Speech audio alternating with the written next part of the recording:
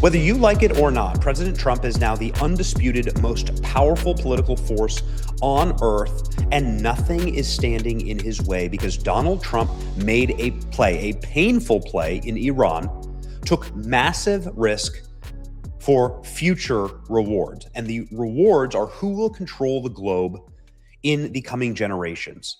And Donald Trump, in a single masterstroke, now is in control of the world's energy supplies, the world's economic monetary system, and the world's compute system.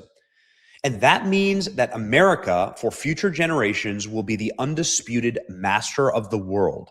And whether you like that or not is up to you. But that is what happened by Iran capitulating and bending the knee to President Trump's timeline on opening the Straits of Hormuz.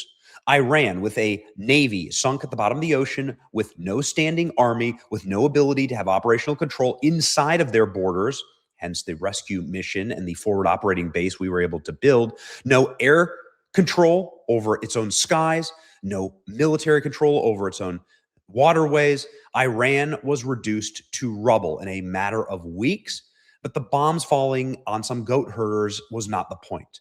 The point was controlling the choke points of the future.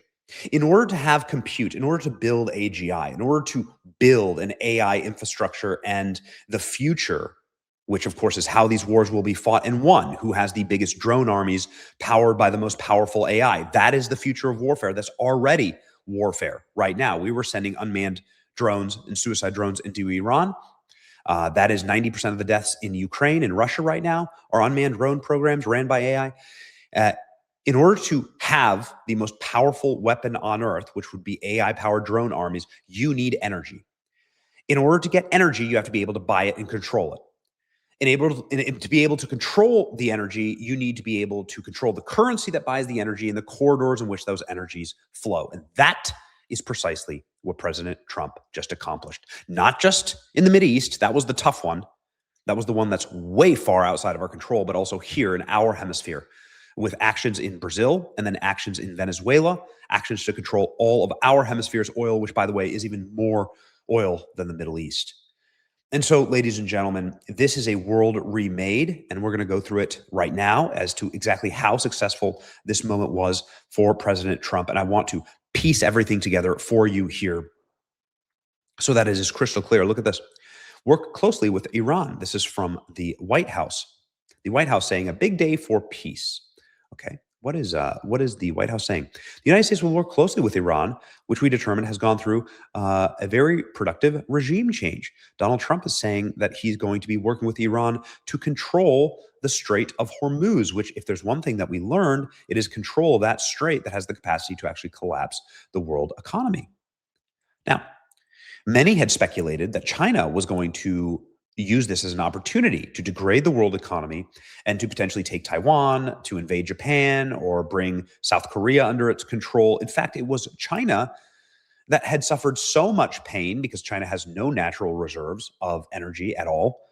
And China is the only country that is competing with America for AI compute dominance. That they are the ones who helped open up the Strait of Hormuz. They're the ones who told Iran to shut up and get on board with President Trump's peace plan. Isn't this amazing? It was China that actually ended up capitulating. Scoop from an official mediating country tells me that the 11th hour deal between Iran and the U.S. came together after involvement of two unlikely actors, J.D. Vance and China.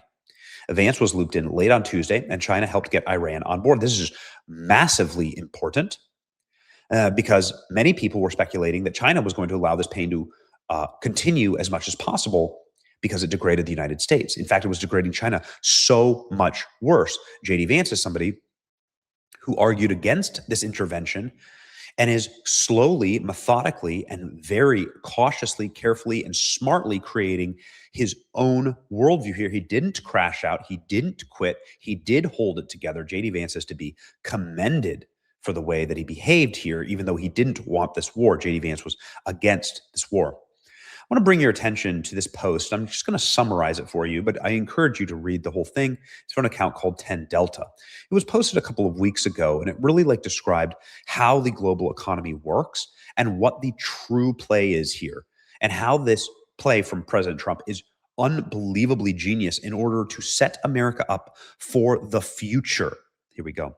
3 weeks ago, I argued the U.S. goal in Iran is to seize global oil spigot, Venezuela in January and Iran in February, neutralize every supply channel outside of the dollar system within 90 days, and achieve compliant successor governments and complete energy dominance. The oil thesis is the obvious layer. However, if you zoom out, like the last 4 years, into a single sequence rather than an isolated geopolitical event, the architecture of a grand U.S. plan becomes visible. First was Europe, which laid the groundwork. The Ukraine conflict was justification for sanctions. It collapsed the Russian oil pipeline. Russia, of course, is a gas juggernaut that could definitely compete with the West if it got its act together, but it doesn't. And it also doesn't have any customers. A big problem for Russia. All the gas in the world and nowhere to put it, no one to buy it. With the destruction of the Nord Stream pipeline, whatever you think of that, that was an actual tool in order to get Europeans to buy and purchase LNG from America, making American gas far more productive and far more valuable. The second was Syria. The fall of Assad severed critical node in connecting China's Belt and Road Initiative to the Mediterranean.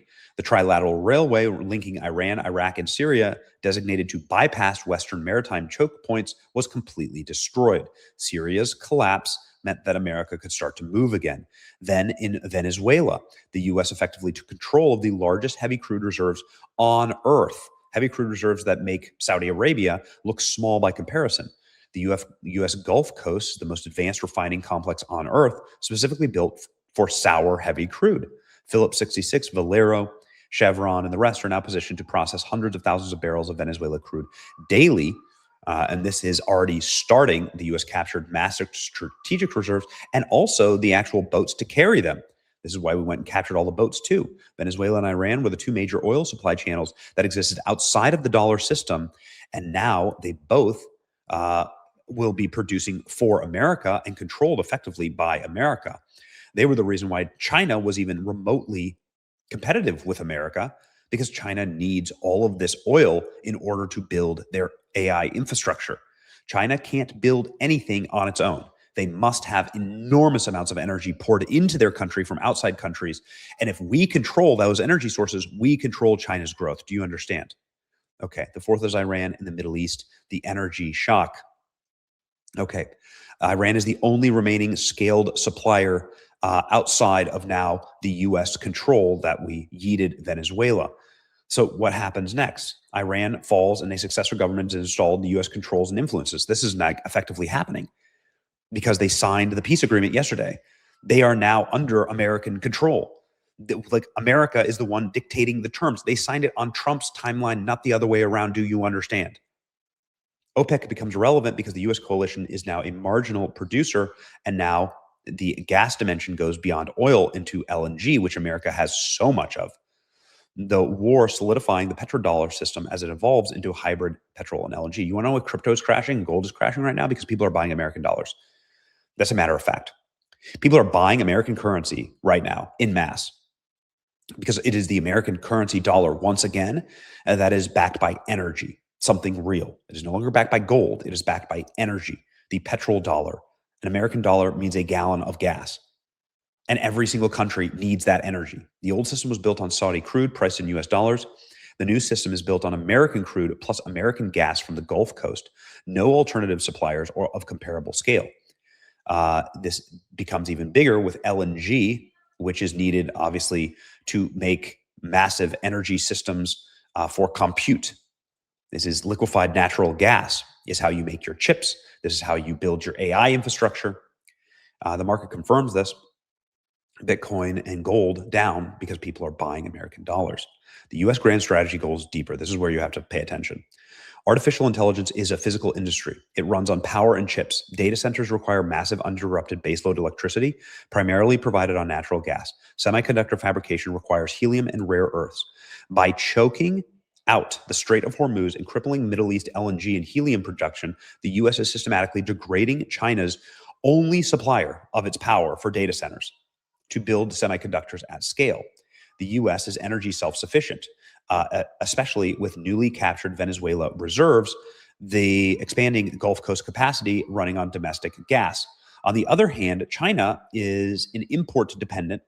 Every jewel it imports effectively now transits through a choke point that the US Navy controls. This is even more important now that President Trump is announcing that he is working on controlling the Strait of Hormuz with Iran. Look at that. Russia is next in the sequence. A post-war Iran reopening under US influence competes directly with Russia for the same refineries in China and India at a lower cost. Iran's production costs are lower. Russia loses its structural advantage in heavy crude and its economic lifeline. Additionally, under the Iran war cover, Ukraine has been opportunistically destroying Russian energy infrastructure. That's true. Pretty much every day, Ukraine blows up more Russian refineries. Trump sits down with Xi, and he's going to do this next month, holding every single card. Complete energy dominance, hybrid petrol LNG dollar fortified, Iran cleared, Russia cornered, China facing the trap that has fully closed in on it with no energy bypass. Israel absorbs all of the rockets, it just is what it is. Europe faces its second energy crisis, which it is facing right now. And the Americans face temporary and moderate inflation and high gas prices. But if you are the architect of the U.S. empire, you view this as a small cost to pay in order to punish China and make them subservient. Whoever controls the energy corridors controls the monetary system. Whoever controls the monetary system, the same supply simultaneously controls compute infrastructure and determines which civilization builds artificial intelligence fastest.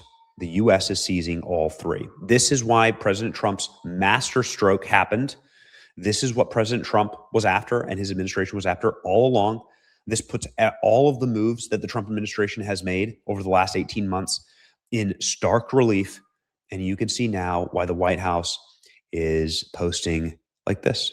It's moving like this. A big day for world peace. You had to see the master plan. This is what it was. Do you like it? Doesn't really matter. This is what it is. These are the choices that have to be made in order for empires to be built. And sometimes, ladies and gentlemen, they're a little messy. Are they going to work? Sure as hell looks like it. Sure as hell looks like it. It's your boy Benny. Like, share, and subscribe. All hail the American empire. See ya.